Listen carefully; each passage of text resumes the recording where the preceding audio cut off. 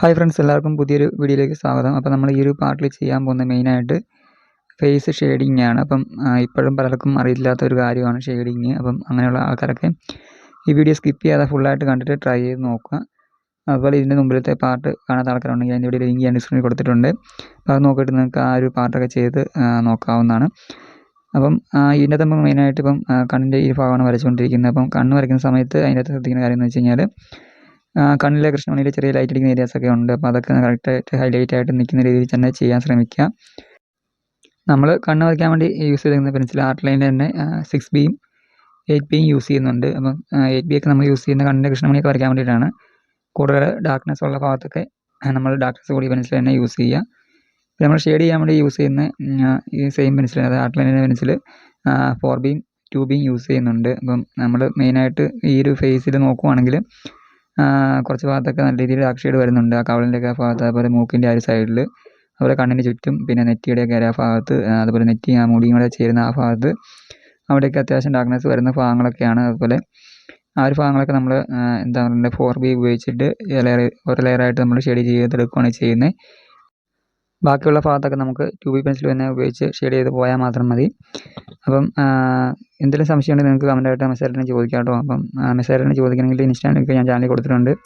അപ്പോൾ അത് വന്നിട്ട് നിങ്ങൾക്ക് എന്നോട് മെസ്സേജ് ചോദിക്കാം, ഞാൻ നിങ്ങൾക്ക് റിപ്ലൈ തരുന്നതായിരിക്കും. പിന്നെ നിങ്ങൾ ഇതിന് മുമ്പത്തെ പാട്ടൊക്കെ ജസ്റ്റ് ഒന്ന് വരച്ച് നോക്കുക എന്നുള്ള കാര്യങ്ങളൊക്കെ ഒന്ന് കമൻറ്റ് ചെയ്ത് അറിയിക്കുക.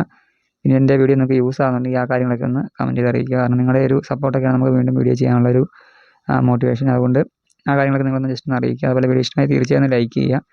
നിങ്ങളുടെ ഫ്രണ്ട്സൊക്കെ ഉണ്ടെങ്കിൽ ഡ്രോയിങ് പഠിക്കാൻ ഇഷ്ടമുള്ള ആൾക്കാരൊക്കെ ആണെങ്കിൽ അവരുടെ വീഡിയോ ഒന്ന് ഷെയർ ചെയ്ത് സപ്പോർട്ട് ചെയ്യണം. പിന്നെ നിങ്ങൾ ഷെയ്ഡിങ് തുടങ്ങുന്ന സമയത്ത്, അതായത് നിങ്ങൾ ഷെയ്ഡിങ് പഠിച്ച് തുടങ്ങുന്ന സമയത്ത് നിങ്ങൾക്ക് ഒരിക്കലും നല്ല രീതിക്ക് ഡ്രോയിങ് അല്ലെങ്കിൽ നല്ല രീതിക്ക് ഷെയ്ഡിങ് ചെയ്യാൻ പറ്റണമെന്ന് നിർബന്ധമൊന്നുമില്ല. അപ്പോൾ നിങ്ങൾ ചെയ്താണ് അത് പഠിക്കുക. അപ്പോൾ നിങ്ങൾ ഒരു പ്രാവശ്യം ചെയ്തിട്ട് ശരിയാകുന്നില്ല എന്ന് കരുതിയിട്ട് നിങ്ങൾ ഇട്ടിടുന്ന പോലെ വീണ്ടും നിങ്ങൾ പ്രാക്ടീസ് ചെയ്തുകൊണ്ടേ ഇരിക്കുക. നിങ്ങൾ പ്രാക്ടീസ് ചെയ്യുന്നതനുസരിച്ച് നിങ്ങൾക്ക് നിങ്ങളുടെ കഴിവ് ഇമ്പ്രൂവ് ചെയ്ത് വരുന്നതായിരിക്കും. അപ്പോൾ അതുവഴി നിങ്ങൾക്ക് നല്ല രീതിയിൽ ഷെയ്ഡിങ് ചെയ്യാനും നല്ല രീതിയിൽ ഡ്രോ ചെയ്യാനും നിങ്ങൾക്ക് സാധിക്കുന്നതായിരിക്കും.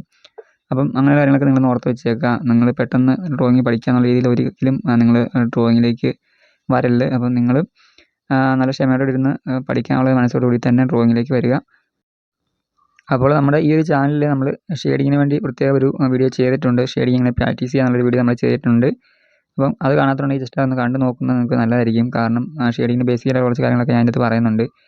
നമ്മളൊരു ഡ്രോ ചെയ്തിട്ട്, അതായത് നമ്മളൊരു ഫോട്ടോ നോക്കിയിട്ട് കറക്റ്റ് ഡയറക്റ്റ് നമ്മൾ ഷെയ്ഡ് ചെയ്ത് പഠിക്കുന്നതിനൊക്കെ നല്ലതായി കുറച്ചുകൂടെ നമുക്ക് കൈക്കൊരു എന്താ പറയണ്ടത്, കുറച്ചൊരു എക്സ്പീരിയൻസ്, കുറച്ചൊരു ഇത് കിട്ടിയിട്ട് നിങ്ങൾ ഷെയ്ഡ് ചെയ്യുന്നതായിരിക്കും കുറച്ച് നല്ലത്. അപ്പോൾ നമ്മൾ ഒരു ഡ്രോയിങ് ഡയറക്റ്റ് നിങ്ങൾ ഒരു ഫേസ് വരച്ചിട്ട് ഷെയ്ഡ് ചെയ്യുന്ന സമയത്ത് നിങ്ങൾക്കത് ചെയ്യാൻ പറ്റണമെന്നില്ല. അതേസമയം നമ്മൾ ആ ഒരു പെൻസിൽ ഉപയോഗിച്ച് കുറച്ചുകൂടെ ഒന്ന് സ്മൂത്തായിട്ട് നമുക്ക് കൈക്ക് ആ ഒരു പെൻസിൽ നല്ല രീതിയിൽ വഴങ്ങി ചെയ്യാൻ പറ്റുന്നൊരു സമയമുണ്ട്. അപ്പോൾ ആ ഒരു സമയം നമുക്ക് എത്തണമെങ്കിൽ നമ്മൾ കുറച്ച് പ്രാക്ടീസ് ചെയ്യണം.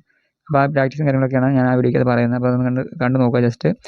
അപ്പോൾ നമ്മൾ പെൻസിൽ നല്ല രീതിയിൽ ആ ഒരു കൈ പിടിച്ച് ലോ പ്രഷർ, അതായത് നമ്മൾ കട്ടി കൂട്ടിയും ഷെയ്ഡ് ചെയ്യാൻ പഠിക്കുക എന്നുള്ളത് കുറച്ചൊരു ബുദ്ധിമുട്ടായിട്ടുള്ള കാര്യമാണ്.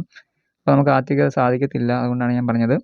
അപ്പം നിങ്ങൾ ഒരു പെൻസിൽ ഉപയോഗിച്ചിട്ട് നിങ്ങൾ അതിൻ്റെ ഏറ്റവും മാക്സിമം ഡാർക്ക് ഷെയ്ഡും ഏറ്റവും ലൈറ്റായിട്ടുള്ള ഷെയ്ഡും ചെയ്യാൻ ശ്രമിക്കുക. അപ്പം ആ ഒരു പെൻസിൽ ഉപയോഗിച്ചിട്ട് തന്നെ നിങ്ങൾക്ക് ഒരു ഡ്രോയിങ് ഫുള്ളായിട്ട് തന്നെ ഷെയ്ഡിങ് ചെയ്യാനൊക്കെ സാധിക്കും.